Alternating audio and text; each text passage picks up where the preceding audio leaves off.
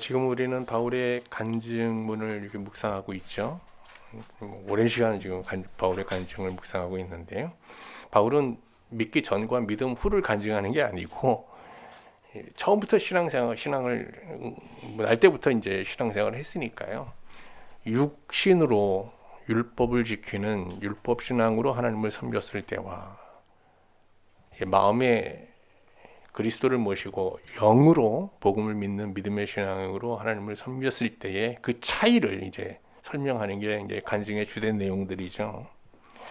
그가 육신으로 하나님을 섬길 때는요, 하나님과 그의 관계가 무서운 주인과 두렵고 떨리면서 살아가는 종으로 이제 이렇게 인식이 됐었어요. 그런데 이제 복음을 믿고 그리스도를 마음에 모시고 영으로 하나님을 섬기면서부터는 하나님과 관계가 엄청 친밀해져서 하나님을 이제 아버지라고 예수님처럼 그렇게 부르게 된 겁니다. 그러면서 이제 하나님과의 사랑의 교제를 나누는 관계로 이제 변화가 되는데요. 로마서 8장 14절 15절에서 이렇게 말합니다. 한번 같이 볼까요? 무릇 하나님의 영으로 인도함을 받는 사람은, 이게 무슨 말입니까? 복음을 믿고 그리스도를 마음에 정욕과 탐욕과 이 교만을 마음에서 비우고 거기에 그리스도를 모시고 성령 하나님을 모신 마음을 영이라고 하잖아요. 영으로 인도함을 받는 사람은 곧 하나님의 아들이라 그래요. 너희는 다시 무서워하는 종의 영을 받지 아니하고, 과거 바울은 종의 실존으로 하나님을 섬겼다는 얘기잖아요. 근데 이제는 어떻게 해요? 하나님 양자의 영을 받았으므로 우리가 하나님을 아버지라 부르짖느니라. 여기 부르짖다는 말은 설명드렸죠. 부르면서 기뻐하는 거예요. 환호하는 거예요. 이처럼 육신으로 하나님을 섬길 때 가지고 있던 바울의 이 종의 정체성은 영으로 하나님을 섬기면서 나는 하나님의 자녀다라는 자녀의 정체성으로 바뀌었습니다. 그런데 그의 이 정체성은 여기서 멈추지 않고 상속자라는 정체성으로 더 발전하게 됩니다. 거기 17절 한번 보겠습니다. 자녀이면 또한 상속자, 곧 하나님의 상속자요 그리스도와 함께한 상속자니 우리가 그와 함께 영광을 받기 위해 고난도 함께 받아야 할 것이니라. 여기 상속자라는 단어가 몇 번 나옵니까? 3번 나오잖아요. 근데 앞에 2번은 클레노모이, 그냥 상속자라는 단어로 돼 있어요. 근데 마지막에 나오는 그리스도와 함께한 상속자라는 것은 원어에 보면 쉰 클레노모이라고 돼 있어요. 쉰이라는 것은 함께라는 뜻이에요. 그러니까 예수 그리스도와 함께 하나님 나라를 상속받을 공동 상속자라는 뜻이에요. 그냥 상속자가 아니라 예수님과 함께 하나님 나라를 받는 공동 상속자라는 거예요. 그러니까 바울은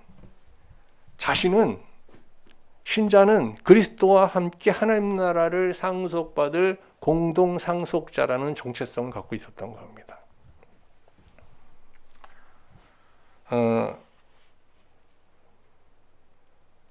요즘 표현대로 하면 좀 최상위의 어떤 금수저 정체성을 갖고 있었던 거예요. 흔히 여유로운 부모의 지원 아래 보다 윤택한 환경에서 살아오고 또 살고 있는 사람을 우리가 금수저라고 하잖아요, 요새. 그리고 경제적, 사회적 기반이 좀 취약한 상태에서 인생을 출발하고 또 그렇게 살고 있는 사람을 이제 흙수저라고 합니다. 그런데 금수저든 흙수저든 이 세상을 살아가는데 기본적으로 자신이 감당해야 할 고난의 분량이 있잖아요. 그죠? 그런데 이제 금수저들은 그 고난의 기본값이 좀 낮죠. 근데 이제 열악한 환경에서 자란 흙수저들은 생존을 위해서 또 앞으로 자기의 가족을 부양하는데 금수저보다는 훨씬 더 많은 이제 고난이 요구되어지는 겁니다. 저도 약간 흙수저 출신이고 그래서 지금도 흙수저 신분으로 살고 있다 보니까 이제 생계와 또 가족 부양을 위해서 감당해야 될 고난의 분량이 작지는 않습니다. 그런데 바울은 이게 현세적 가치관으로 보면 금수저 출신이에요. 그 부모가 아버지가 로마 시민권을 돈으로 살 정도로 부유한 가정에서 태어났거든요. 그래서 뭐 좋은 교육도 받았고요. 그런데 예수 그리스도를 믿고 나서 영으로 하나님을 섬기면서 그는 그리스도와 함께 하나님 나라를 상속받을, 나는 금수저다 그랬지만 현세적 가치관으로 보면요, 그는 예수 믿고 나서부터 여러 번 죽음의 위험을 당하죠. 수차례 옥에 갇히죠. 이 세상에서 버림받은 자처럼 되죠. 태어나서 한 번도 겪어보지 못한 온갖 고난을 다 겪으면서 정말 어떤 흑수저도 감당하기 어려운 그야말로 극한 흑수저의 인생을 살았거든요. 그러다가 결국은 주후 65년경 네로의 박해 때 로마에서 순교하셨잖아요. 그래서 바울의 인생을 동역자들이 많이 동정했죠. 말렸죠. 고난을 자초하는 그런 인생을 살 때.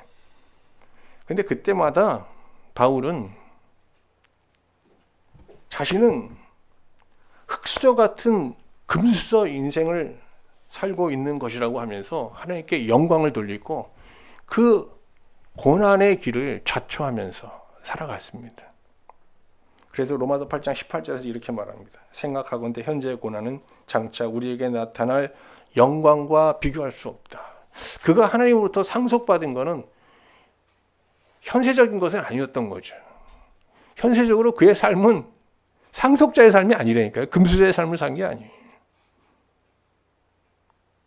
현세적으로 보면 예수 믿고 망한 거예요, 그 사람은. 바울의 인생은. 그렇지만 바울은 그렇게 생각하지 않았어요. 왜? 그가 받은 하나님 나라의 상속이라는 것은 영원한 것이고 영광이라고 하는 영적인 것이었거든요. 내적인 것이었단 말이죠. 오늘 저는 여러분과 함께 흑수저 같은 금수저 인생을 살았던 바울의 인생을 좀 더 자세히 들여다보고 묵상하면서 이제 하나님의 은혜를 나누고자 합니다. 그러면서 여러분과 저의 인생도 한번 점검해보고 나는 어떤 인생관을 갖고 살고 있는지 한번 점검하는 시간이 되었으면 좋겠습니다. 먼저 바울이 그 인생 가운데서 또 신앙, 영의 신앙으로 하나님을 섬기는 가운데 받게 된 이 고난에 대해서 먼저 한번 살펴볼게요. 앞에서 말씀드린 대로 바울은 영으로 하나님을 섬기면서 하나님을 아바 아버지라고 부르면서 하나님과 친밀한 교제를 나눴거든요. 보통 우리가 이제 하나님과 이렇게 친밀해지면 일상의 삶을 하나님께 맡기면서 하나님께서 일상 속에서 우리의 고난의 분량을 좀 줄여줄 것을 기대하게 되잖아요. 그렇지 않으세요? 예. 오늘 뭐 힘든 일이 있으면 하나님 좀 도와주세요. 여기서 제가 받을 고난을 좀 경감시켜 주세요. 뭐 이런 기도 하시죠, 여러분. 그런데 그걸 이제 고난에 우리가 이제 이 세상에서 받아야 될 고난의 기본값이라고 한다면, 근데 바울은 그 신앙생활 중에 이런 고난을 경감받은 은혜가 별로 없었어요. 오히려 고난이 어떻게 했어요? 증대됐습니다. 이 증대도요, 그냥 폭발적으로 증가했어요. 왜 그런가 하면 하나님께서 그에게 복음을 거부하는 세상에 복음을 전하라는 사명을 주셨기 때문에 그래요. 그가 이 사명에 복종하면서 이게 다 일어나는 일들이었거든요. 바울은 이 하나님이 주신 사명으로 인해서 여러 번 옥에 갇히고 매맞고 고문당하고 죽음의 위협을 당하고 지옥에서 추방되고 세상에서 버려진 자 같이 세상 끄트머리 지리로 내몰리는 그런 우리가 상상도 못할 고난을 겪게 됩니다. 그때마다 바울의 또 대적자들이 있잖아요. 그 대적자들은 이런 바울을 조롱하면서 어떻게 저게 하나님의 인도함을 받는 사람들이 어떻게 받는다는 사람이 어떻게 저렇게 사냐 하면서 그런 고난의 상황들을 오히려 조롱하면서 공격했거든요. 디모데서에 보면요, 디모데가 바울이 겪는 그 고초를 보면서 고난을 보면서 부끄러워하고 있었던 것 같아요. 그래서 이런 말을 해요. 그 편지에 보면요, 바울이 디모데에게 보내는 목회서지인 디모데 후서에 보면요, 디모데 후서 1장 8절 한번 볼게요. 그러므로 너는 내가 우리 주를 증언함과 또 주를 위하여 갇힌 자 된 나를 부끄러워하지 말고 오직 하나님의 능력을 따라 복음과 함께 고난을 받으라 그랬어요. 그러면 디모데가 지금 바울이 옥에 갇혀 있는 이 사실을 어떻게 하고 있다는 거예요? 부끄러워하고 있었다는 거 아니에요, 그죠?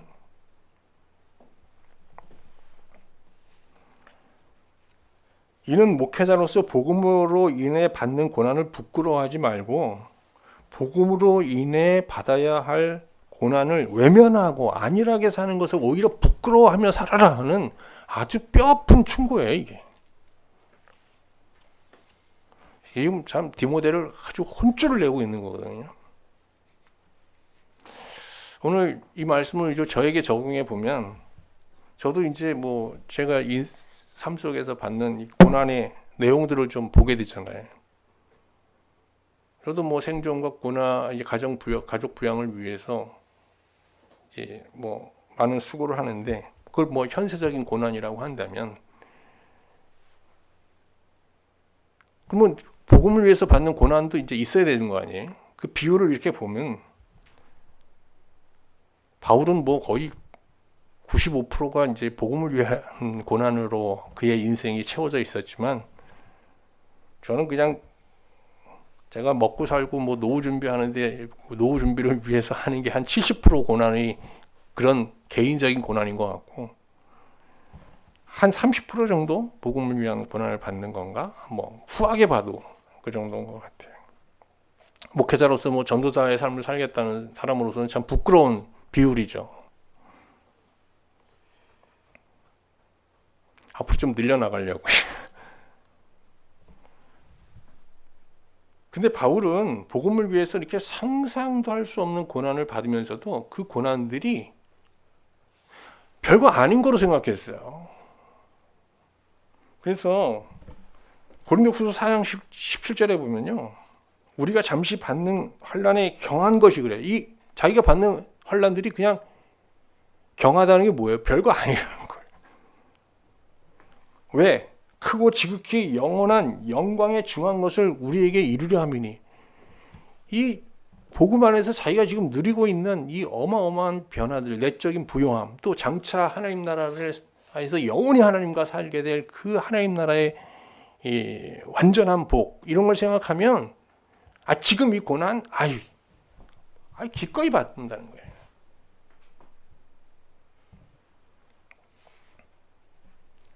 우리가 이제 여러분도 현실적으로 어려운 일이 많지만 이거에 자꾸 한숨 짓고 막 힘들어하고 이러는 게 사실은 우리의 믿음 없음을 고백하는 거거든요.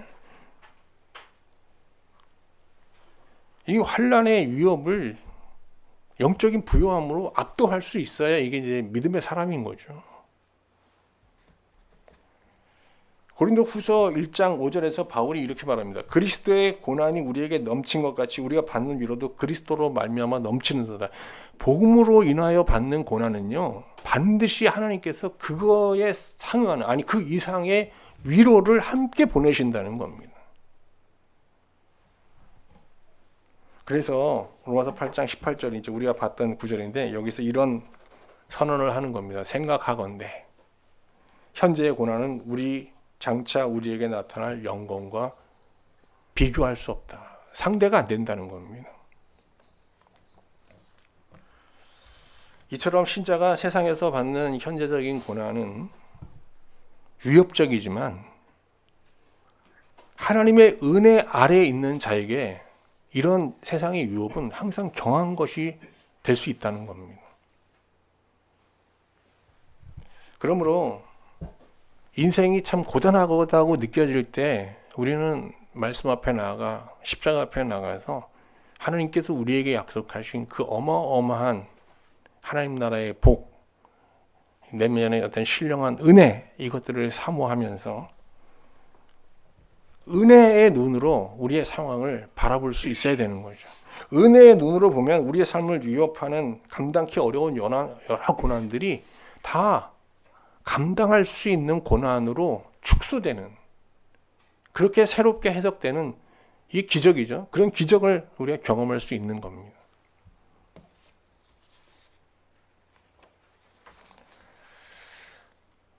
그런데 바울은 하나님 나라의 상속자로서 신자가 이 세상에서 받아야 될 고난을 말하다가 갑자기 피조물의 고난을 언급해요. 이게 난해 구절이죠. 18절, 20절 한번 볼까요? 피조물이 고대하는 바는 하나님의 아들들이 나타나는 것이니 피조물이 허무한 데 굴복하는 것은 자기 뜻이 아니요 오직 굴복하게 하시는 이로 말미암음이라 그러지.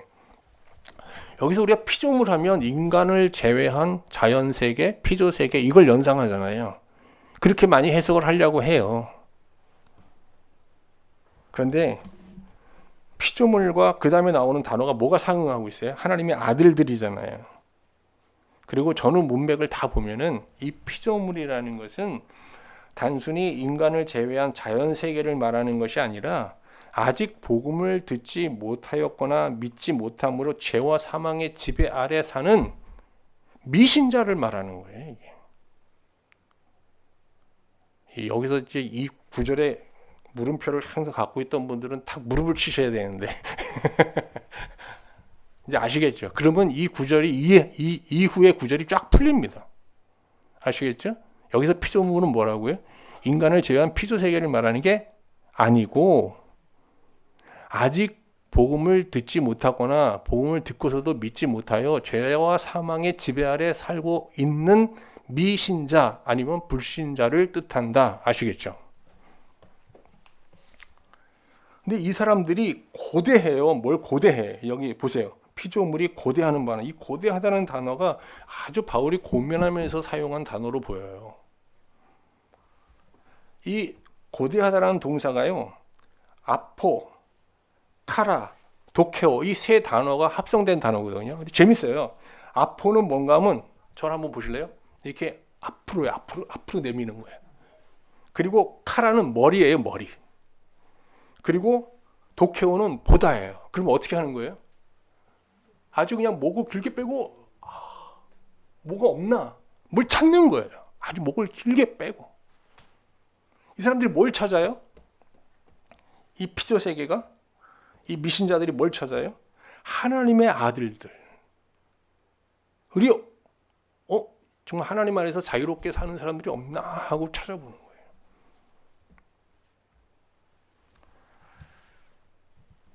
그럼 왜 이 사람들이 하나님의 아들들을 찾냐? 그게 이유가 나오죠. 피조물이 허무한 데 굴복하는 것은 자기 뜻이 아니요 오직 굴복하게 하시는 이로 말미암음이라 그랬어요. 여기 단어들이 뭐 허무, 굴복 이런 게 나오거든요. 뭐 연상되는 게 있으셔야 되는데요. 모든 사람이 범죄하여 하나님을 떠나갔잖아요. 그래서 그 위에 하나님의 진노가 임했어요. 그 하나님의 진노라는 건 다른 말로 하면 죄와 사망의 세력 아래에 있게 된 거예요. 그죠? 하나님은 그들을 구원하시기 위해서 하나님을 알만한 것, 즉 일반 계시를 주셨잖아요. 우리 로마서 1장에서 봤죠. 알게 해주셨죠. 그런데 그들은 알았어요. 그런데 그 하나님을 일반 계시를 통해서 알게 된 하나님을 받아들이면 자기 본성을 거부해야 되잖아요. 그래서 이 본성을 거스리는 이 신앙을 거부한 거예요. 그래서 되게 불의로 진리를 막았다고 그러잖아요. 그래서 자기들이 신이 필요하긴 해요. 그러니까 자기들이 만들었어요. 그게 뭐예요? 우상이잖아요. 우상을 만들어 놓고 그 우상에게 자기가 원하는 바를 막 구합니다. 그걸 뭐라고 그래요? 정욕이라고 하잖아요. 그래서 하나님께서 어떻게 그들이 원하는 대로 그냥 정욕대로 살게 하셨어요. 근데 그게 뭐예요? 하나님이 주신 형벌이란 말이죠. 근데 모든 피조물이 그런 게 아니에요. 모든 미신자들이 그런 거 아닌데 일부 미신자들은 그 우상을 섬기면서 허망한 데 굴복하면서 뭐 정욕대로 사는 삶이 이게 굉장히 허무하고 여기에 진정한 행복도 없고 복도 없다는 걸 알고 허무에 빠집니다. 그래서 어떻게 해요? 완전한 것, 영원한 것을 찾게 된다는 거예요. 모두 그런 건 아니에요. 그래서 그때 8장 21절을 한번 보세요. 그들이 바라는 것은 피조물도 썩어짐에 종로로 탄 데서 해방돼요. 이 헛된 삶에서 해방되기를 원한다. 이 해방이란 단어 저 앞에 말씀드렸죠. 이거는 영적인 이게 로마서에서 반드시 죄와 사망의 법에서 해방될 때만 쓰는 동사예요. 영적 해방을 얘기하는. 해방되어 하나님의 자녀들의 영광의 자유에 이루고자 하는 거예요.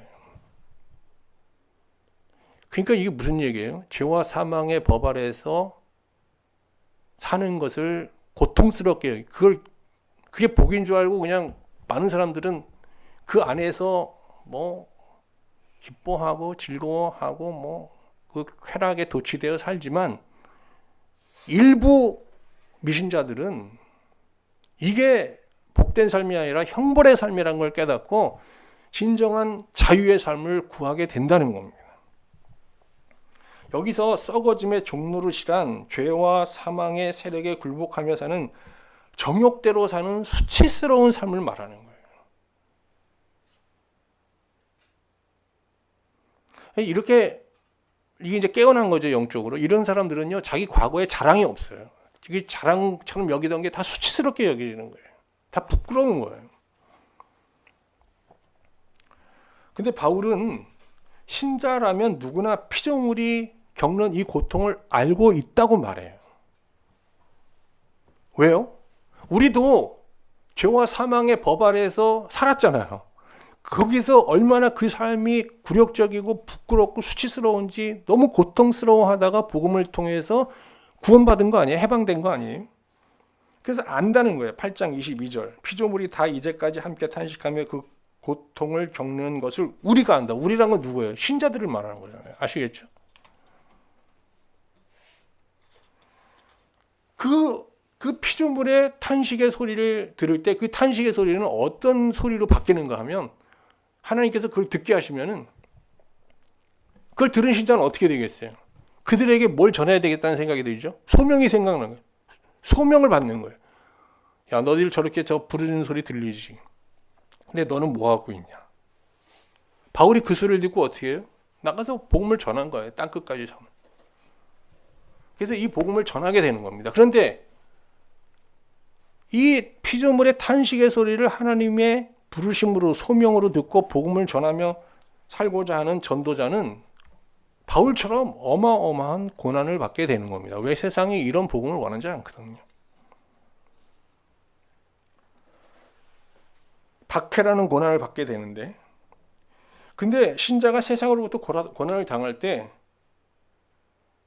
그의 구원이 흔들리게 됩니다.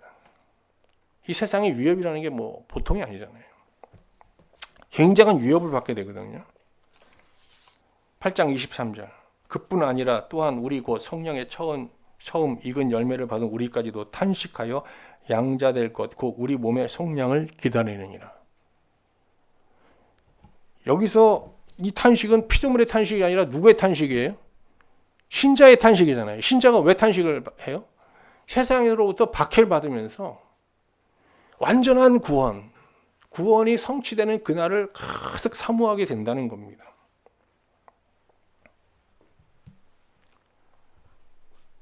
신자들은 하나님을 아버지라고 부르면서 나름 좀 안락한 상황에서 하나님을 섬기면서 구원을 누렸지만 이제 이 피조물의 탄식의 소리를 듣고 복음 전도의 사명의 부르심을 받은 자들은 그 평강이 위협받게 된다는 거예요. 왜? 세상으로부터 어마어마한 박해를 받기 때문에.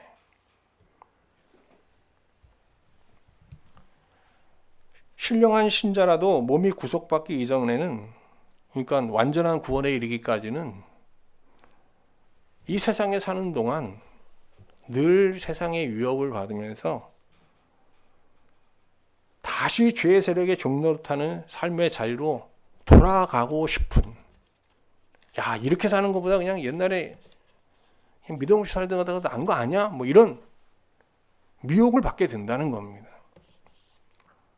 여러분도 혹시 그런 적 없으세요? 야, 이렇게 신앙생활 이렇게 힘든 이거 안 믿고 그냥 자유롭게 사는 거 보면서 저 사람이 삶이 난 거 아니야? 이렇게 좀 그런 적 없으세요?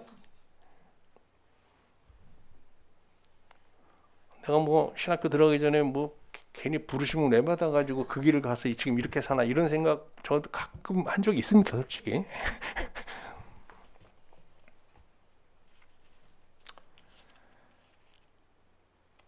그런데 이 전도자의 삶을 살 때 이렇게 우리 신자는 자신이 받은 구원에 이렇게 위협을 받는데 그 유익한 게 있어요. 왜 그러냐면 하나님의 구원을 더 간절히 바라게 되는 거예요. 이미 구원 받았지만 더 완전한 구원을 바라는 거예요. 근데 우리 구원은 어떻게 된 거예요? 우리 받은 구원은 이미 임했지만 아직 완성되지 않았잖아요. 그래서 구원을 누리면서 동시에 구원을 바라게 되는 거예요. 그런데 이런 신자를 바울은 뭐라고 하느냐? 성령의 처음 익은 열매라고 말해요. 보세요. 참 특별한 표현이죠. 이게 복음을 믿고 하나님을 아바 아버지라고 부르면서 할렐루야 하는 사람을 성령의 처음 익은 열매라고 하는 게 아니에요. 어떤 사람을 성령의 처음 익은 열매라고 하는가 하면 복음을 받고 피조물의 탄식의 소리를 듣고 이제 세상에 나가서 복음을 전하면서 어떻게 해요? 세상의 박해를 받고 있는 사람들이에요. 아시겠죠? 바울처럼. 이런 사람을 바울은 뭐라 하냐? 성령의 첫 열매다라고 얘기합니다. 왜 그럴까요? 저를 한번 보시죠. 지금 피조세계의 사람들이 죄와 사망의 법 아래에서 막 지배를 받으면서 정욕대로 사는 삶을 막 부끄러워하면서 이렇게 사는 게 정말 이건 형벌이구나. 여기에는 어떤 희망도 없고 삶의 의미도 없구나라는 걸 깨닫고 어마어마한 허무에 빠져 있단 말이죠. 인생에. 그러면서 뭘 찾아요? 하나님의 아들들을 찾잖아요. 그럼 뭐예요? 여기서 벗어나서 정말 영적으로 자유로운 사람들을 찾잖아요. 성경을 찾는 게 아니에요. 어디 종교를 찾는 게 아니에요. 사람을 찾는 거예요. 이렇게 보는 거예요. 그때 발견되는 사람이 누구예요? 성령의 첫 열매. 이 사람들을 보는 거예요. 이 사람들을 보고 어떻게 해요? 저 사람은 내가 사는 삶과 다른데? 하면서 어떻게 해요? 묻게 되고 그 사람한테 듣게 되고 그 사람의 삶을 모방하고 싶어지는 거예요.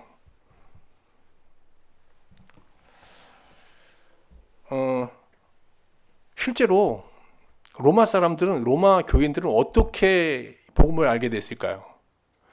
로마에서 살던 로마인들이 로마의 유대인들을 보면서 로마가 먹을 거 다 주면서 먹고 사는 문제가 해결되니까 엔터테인 이렇게 이제 삶의 재미를 추구하게 되잖아요. 그때 막 콜로세움 지어서 어마어마한 그냥 그 사람을 자극하고 막 죽이는 이런 이게 엔터테인을 막 열었단 말이에요. 황제가 다 열광하는데 거기에서 어떤 사람들은 아주 그냥 모멸감을 느끼면서 로마의 그런 타락한 문화에 아주 그냥 몸서리치고 거부하는 사람들이 있었단 말이에요. 그 사람들은 어딜 갔냐?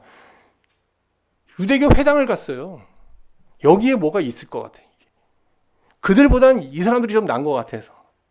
그러다가 어디까지 간 거예요? 그 사람들이? 어디까지 갔어요?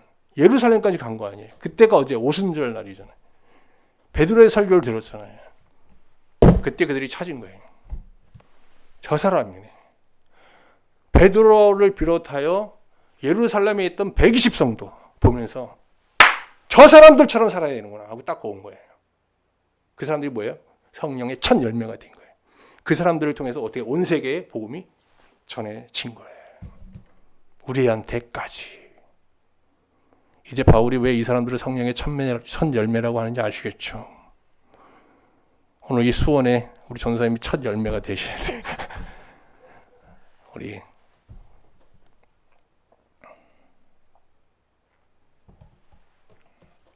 자, 이제 말씀 마치겠습니다. 하나님 나라는 이미 임했지만 아직 도래하지는 않았죠.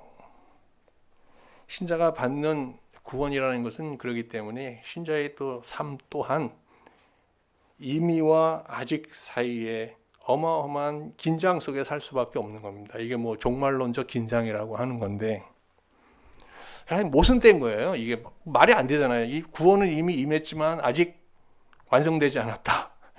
근데 그게 실제 그래요. 그래서 신자는 구원을 누리고 이미 임한 구원을 누리면서 아직 완성되지 않은 구원을 열망하는 이렇게 이중적인 태도를 갖고 하나님을 섬겨야 되는 거거든요. 만약에 이미 받은 구원에 만족하고 안주하면서 완전한 구원에 대한 갈망을 포기하면요, 그 믿음은 세상에 농락당할 수밖에 없어요. 그게 힘이 없어요. 힘이 없어요. 그래서 바울이 뭐라고 했어요? 우리 신앙을 이루는 3대 기둥은 믿음, 소망, 사랑이라는데, 소망이 뭔지 아세요? 열망입니다. 열망. 그게 소망이라는 단어를 굉장히 약하게 표현한 거예요. 굉장히 아쉽죠. 번역을 하면 열망이라고 하는 게 맞아요. 열망. 믿음은 열망으로 이어져야 되는 거예요. 그리고 그 열망은 사랑으로 이어져야 되는 거고요. 더 극단적으로 말씀드리면 우리가 지금 받은 이 구원이라는 거는 완전한 구원이 아니고요, 완전한 구원을 향해 나아갈 수 있는, 이걸 가능케 하는 자동차와 같다고 얘기할 수 있어요. 이 자동차는 그냥 계속 갈 수 있는 게 아니잖아요. 연료를 계속 채워야 되잖아요. 그러니까 지금 우리가 받은 구원이라는 건 사실 완전한 구원이 아니라 구원을 향해서 나아갈 수 있는 수단적 구원일지도 모르는 거예요. 근데 그 수단적 구원에는 그냥 그게 가질 않아요. 늘 은혜가 채워져야 되는 거예요. 하나님의 은혜가 계속 채워져야 되는 겁니다. 그래서 지금 우리가 받은 이 구원이라는 것은 하나의 완전한 구원을 바라고 소망하는 열망으로 승화되어야 되는 거거든요. 그래서 바울이 오늘 본문 마지막 절에서 놀라운 얘기를 합니다. 한번 들어보시죠. 로마서 8장 24절 25절. 우리가 소망으로 구원을 얻었으며 보이는 소망이 소망이 아니니 보는 것을 누가 바라리요? 만일 우리가 보지 못하는 것을 바라면 참음으로 기다릴지니라. 여기 소망이란 단어가 몇 번 나옵니까? 2번 나오죠. 근데 첫 번째 소망과 두 번째 소망이 다르잖아요. 첫 번째 소망은 뭡니까? 눈에 보이는 소망입니다. 눈에 보이는 소망 여러분 갖고 있습니까? 없습니까? 다 갖고 있습니다. 그 소망의 어떤 정도는 서로 차이가 있어요. 우리가 뭘 이루고자 하는 열망 다 있죠, 이 땅에서. 근데 뒤에 나오는 소망은 뭐예요? 보이지 않는 소망입니다. 이건 모든 사람이 갖고 있습니까? 아닙니다. 있는 사람이 있고 없는 사람이 있습니다. 그럼 우리 신자는 어떻게 해요? 보이는 소망도 있죠. 여러분, 그 보이지 않는 소망만 갖고 살면은 여러분 사회생활이 좀 무너집니다. 이거 두 개 같이 갖고 있어야 됩니다. 그런데 바울을 보세요. 바울도 두 가지 소망을 갖고 있는데, 거기 읽어보세요. 만일 우리가 보지 못하는 것을, 우리가 소망으로 구원을 얻었으며 보이는 소망이 소망이 아니니 보는 것을 누가 바라려고 그랬죠. 보이는 소망이 바울은 10% 정도도 안 되는 거예요. 나머지 90%는 뭐예요? 다 보이지 않는 소망을 소망하는 열망으로 불타오르고 있었던 거거든요. 저는 뭐 좀 젊은 사람들은 그 보이는 소망의 비율이 높아야 된다고 생각해요. 근데 여러분, 보이는 소망이라는 건 어느 날 아무것도 아닌 없음이 될 것이 뻔하잖아요. 여러분, 사형 선고 받은 사람한테 보이는 소망이 있습니까? 없습니까? 없잖아요. 보이지 않는 소망만을 소망하게 되잖아요. 우리가 나이가 한 살 한 살 먹을수록 보이는 소망보다 보이는 소망이 더 커지고 더 뜨거워져야 되는 거죠. 그게 맞죠. 그게 현명한 거고.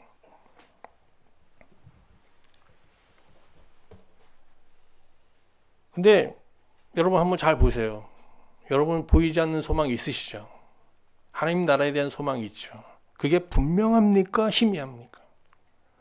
바울은 그 소망이 너무 분명했거든요.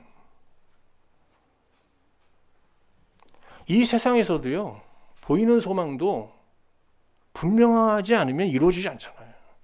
분명해도 이루어질까 말까 한데 분명하지 않고 희미하면 이루어질 가능성이 거의 없습니다. 그건 요행을 바라는 거지.